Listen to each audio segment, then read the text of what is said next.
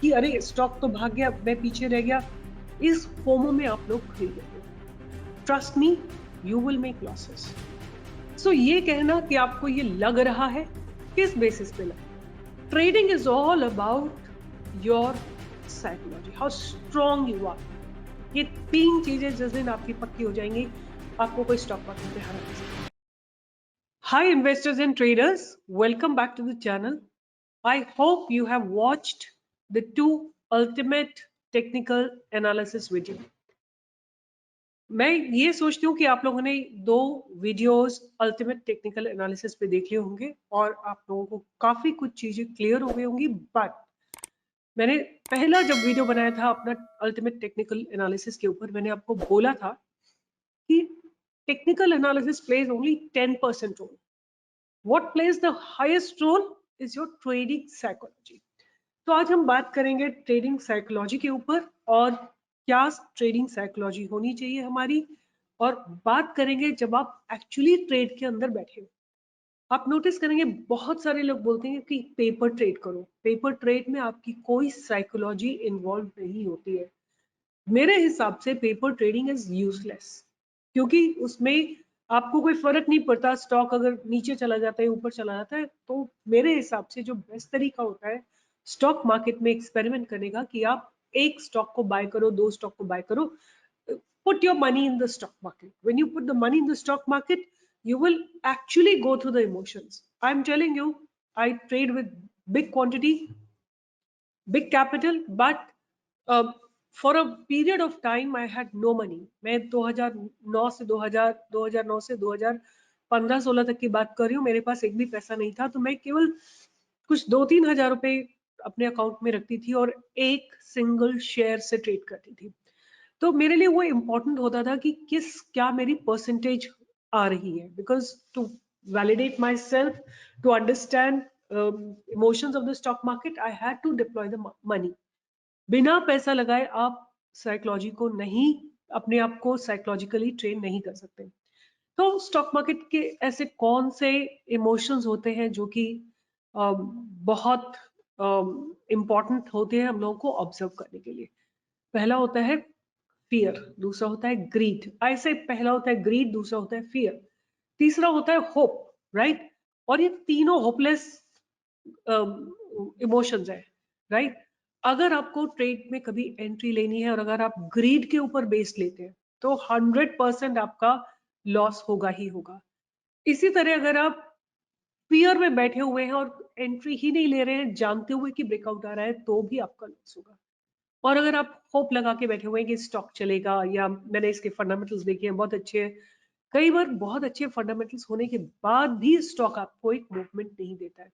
तो ये सारे होपलेस इमोशंस हैं स्टॉक मार्केट में। तो सबसे पहली बात है, हम बात करते हैं कि फियर क्यों क्यों ये इंपॉर्टेंट है हम लोगों को to observe our fears, greeds and hope. और क्या क्या चीजें हो सकती है स्टॉक मार्केट में? So one of the biggest emotions in stock market is fear. I'll just read it out from here. One of the first emotions that come to mind when talking about stock trading is fear. It is natural emotional reaction to a perceived threat.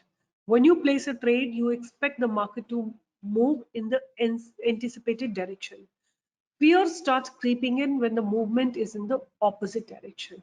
The potential loss instills fear in the mind of the trader and causes them to make sudden decisions of squaring off their positions without a plan.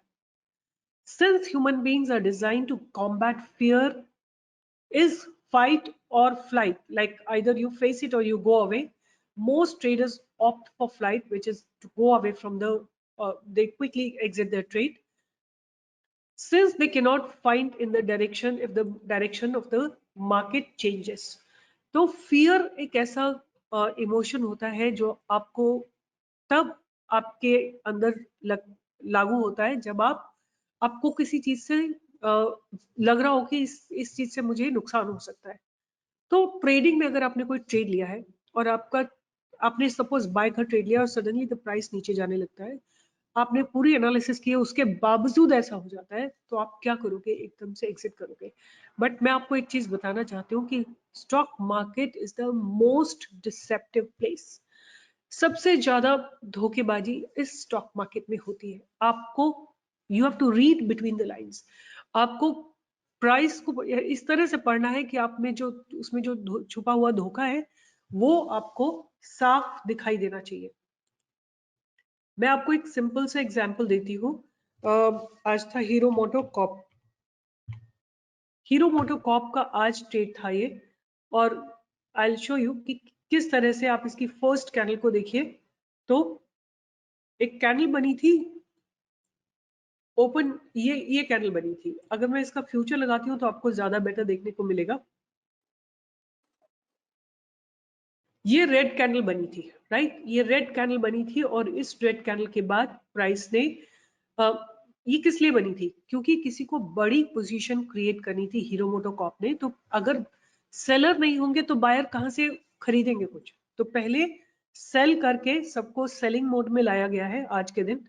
जब market में sellers आ गए, अच्छे से sellers आ गए, तो फिर बड़ी बड़ी पोजीशंस बनने के लिए तैयार हुए। तो ये मार्केट का धोखा आपको समझना पड़ेगा, राइट? अब ये अगर आप फियरफुल होते तो इस रेड कैंडल से बाहर निकल जाते, बट अगर आप इस साइकोलॉजी को समझोगे, अगर आप अपना ट्रेड प्लान करोगे, तो आपको कोई डर नहीं लगेगा, आप अपने ट्रेड को होल्ड करोगे। So important is that you control your fears, because if you make a plan, then stick to that plan until your stop loss is hit. So not now because of fear, what may happen? Not initiating a trade due to fear of not getting it right, then not selling a losing trade since already you are in a good loss and you don't want to cut the losses.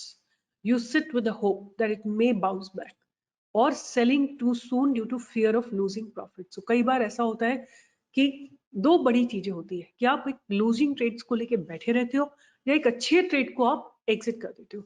आज मैंने सुबह, अगर आप लोग live market में मेरे साथ थे, at least my members were with me, I have given a trade of Emphasis, and Emphasis में हमने एंटर किया था क्वाइट अर्ली। इसके कॉल ऑप्शन में एंटर किया था, और मैं इसको पूरा दिन लेके मैंने बैठी हूँ। हमने इसके स्टॉक ऑप्शन में एंटर किया था एट अबाउट आई थिंक 70 के आसपास, और ये 107 के पास गया था। Full movement I enjoyed. I was 100% sure. And I kept on trickling my movement in the upper direction. Like जैसे जैसे प्राइस ऊपर शिफ्ट होता गया, वैसे वैसे मैं अपना स्टॉप लॉस आगे शिफ्ट करती गई। तो it's all about your trade management. जब आप ट्रेड मैनेज करोगे तो आपके अंदर कोई फियर नहीं होगा। जो नेक्स्ट फैक्टर आता है स्टॉक मार्केट की साइकोलॉजी का, वो है ग्रीड, राइट? कई बार ऐसा होता है, बहुत बार होता है, मेरे साथ बहुत हुआ है पहले मेरे इनिशियल डेज में, कि मेरा ग्रीन पोर्टफोलियो और ग्रीन और screen converted into a red screen. मतलब प्रॉफिट आते आते वो नेगेटिव में कन्वर्ट हो गया। तो ऐसा क्यों होता है? क्योंकि हम ग्रीड में कि और ऊपर जाएगा और ऊपर, और ये मेरा बहुत स्ट्रॉन्ग ट्रेट है, मतलब मेरी ये बहुत स्ट्रॉन्ग कैरेक्टरिस्टिक है, जिससे निकलने में मुझे बहुत समय लगा। क्योंकि ग्रीड क्यों? अपनी एनालिसिस के ऊपर मुझे बहुत एरोगेंस है, एरोगेंस था, सॉरी है नहीं, वो एरोगेंस रहेगा तो मैं कभी ट्रेड नहीं कर पाऊंगी ढंग से। मुझे बहुत एरोगेंस था कि मेरा ट्रेड बहुत अच्छा होता है तो मैं लेके बैठी रहूंगी, और मैं लेके बैठी रहती थी, और वो इनवेरिएबली मेरा स्टॉक जो है, प्रॉफिट जो है वो खत्म होके और रेड में क्लोज करती थी मैं। बहुत बार ऐसे किया मैंने, right? After fear, greed is the most common emotion that stock traders have to battle every day. In simple terms, it is disproportionate desire of profits. आपको अपना प्रॉफिट का रेशियो शुरू में ही डिसाइड करना। If I get this percentage, I will be out of the market. रोज आप अपना, मैं मॉर्निंग में, अब ऑनेस्टली मैंने ऐसा करना शुरू किया है कि मैं मॉर्निंग में अपना डिसाइड कर लेती हूँ कि what is the profit that I would like to make today with my given capital. If I get that profit, I'm out of the market. I don't sit over there longer. So important is to have a discipline. Market जो बंदा discipline है उसी की respect करता है। अगर आप discipline नहीं हो, मार्केट आपकी रिस्पेक्ट नहीं करेगा बिल्कुल भी। Market want to see disciplined people who are managing the risk, who are managing their trades, who are disciplined in the market. Come on a proper time, come sit, do your work, do your money management. Everything has to be in a disciplined way. So since traders are there in the market to make profit, so how much profit is too much profit? If the markets are performing as per their expectation, then why should they exit the position? Why not continue holding the position? And you should have an exit policy in place. आप कैसे किसी stock को exit करोगे वो आपको पता होना चाहिए। एक सिंपल सा तरीका मैं बहुत बार समझाती हूँ। अगर आपने कोई पोजिशनल ट्रेड लिया हुआ है, जैसे मैंने अभी आपको मंथली ग्राफ से आपको एक्सप्लेन किया है कि आप कैसे बाय करोगे स्टॉक्स को। अगर आपको एग्जिट करना है ट्रेड को, आप मंथली या डेली टाइम फ्रेम में आप हाइकनिशी कैंडल लगाइए। सिंपली हाइकनिशी कैंडल लगाइए। जब हाइकनिशी कैंडल का दोजी बनता है टॉप पे और एक फ्लैट हेड कैंडल बनती है, एक रेड कैंडल बनती है with flat head, I am not talking about doji, exit your trade. Simple, no rocket science, कुछ आपको रॉकेट साइंस लगानी ही नहीं है। एक हाइकनिशी कैंडल लगाइए, एक दोजी बनती है, ग्रीन बने रेड बने इससे कोई फर्क नहीं पड़ता। Next candle flat head red candle होनी चाहिए। अगर फ्लैट हेड रेड कैंडल होती है, आप अपने ट्रेड को एग्जिट कर लीजिए। सिंपल प्रॉफिट बुक करके बाहर आ जाइए। कोई होप में, कोई किसी तरह के उसमें मत बैठिए। सो when you keep expecting more from the stock market, that sentiment is actually the greed, right? You have to control your greed. The third emotion is hope, right? आप जब बैठे रहते हो स्क्रीन के आगे कि शायद एक बाउंस आ जाए, शायद ये स्टॉक मेरी डायरेक्शन में चल पड़े, उस तरह की उम्मीद जो है उसका कोई जगह आपके ट्रेडिंग में नहीं होना चाहिए। क्यों नहीं होना चाहिए? क्योंकि उम्मीद, स्टॉक मार्केट आपकी उम्मीद से नहीं चलता है। स्टॉक मार्केट का एक डायनेमिक्स अपना होता है। बायर्स होते हैं, सेलर्स होते हैं, और बायर्स जो होते हैं बहुत, बायर्स और सेलर्स जो इंस्टीट्यूशनल बायर्स और सेलर्स होते हैं बहुत स्ट्रॉन्ग होते हैं। So the only thing that separates stock trading from gambling is mindless hope. While hope is a positive emotion, when it is not embedded in logic, it can lead to heavy losses. अगर आपने देखा होगा कि जो लोग lottery का ticket खरीदते हैं वो केवल होप में खरीदते हैं, क्योंकि कोई लॉजिक नहीं होती है, क्योंकि कोई आपको पता ही नहीं किसका नंबर आने वाला है, राइट? बट स्टॉक मार्केट में आपके पास एक लॉजिक होती है। आपको पता है कि आप क्यों एंट्री ले रहे हो, किस बेसिस पे एंट्री ले रहे हो, मार्केट का सिनेरियो क्या है, आपने पूरा स्टडी किया है। सो होप का कोई स्पेस नहीं है, राइट?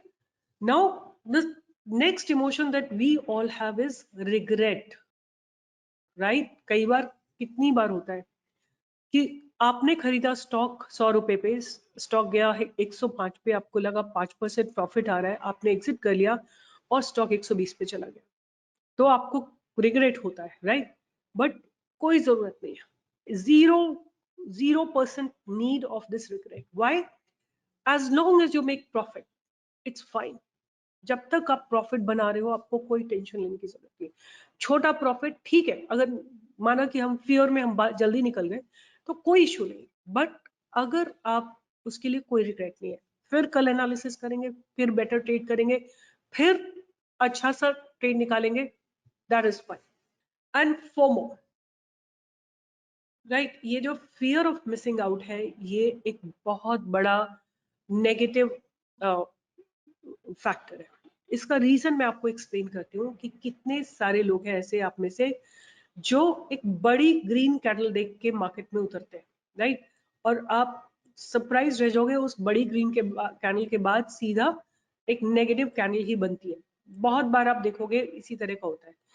जैसे फॉर एग्जाम्पल यहाँ पे, राइट, इस कैंडल पे आप देखो, इस कैंडल को आप नोटिस करो कि अगर सपोज आपने एंड ऑफ द डे सोचा कि मैं BTST ट्रेड करता हूँ क्योंकि एक बड़ी ग्रीन कैंडल बनी है, नेक्स्ट डे नीचे खुली और उसके बाद नीचे ही मार्केट आ गया, तो ये फोमो में बहुत लोग जो है कि अरे स्टॉक तो भाग गया, मैं पीछे रह गया, इस फोमो में आप लोग खरीद लेते हो। Fear of missing out, just ignore it. तो आपको एंट्री कब लेनी चाहिए? जब कैंडल्स का साइज छोटा छोटा हो, मतलब जब एक्यूमुलेशन हो रहा हो, डिस्ट्रीब्यूशन हो रहा हो, या वहां पे कंसोलिडेशन हो रहा हो। एक्यूमुलेशन या consolidation, that's where you will focus when the size of candle is very very small. When I say size of candle, it should be about 1 or 2% of the actual price.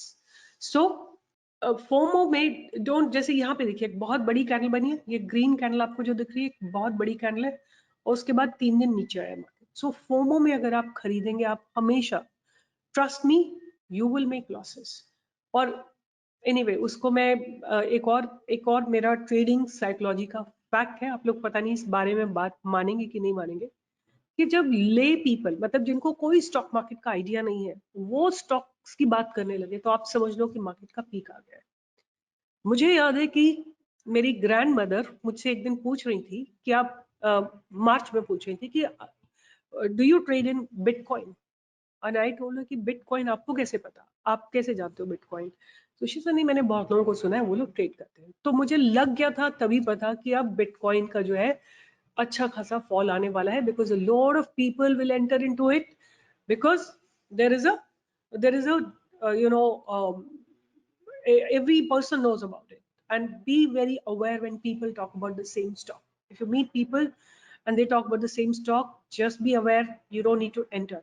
I can tell you, I entered into one stock which I entered at the top and finally I had to exit, right?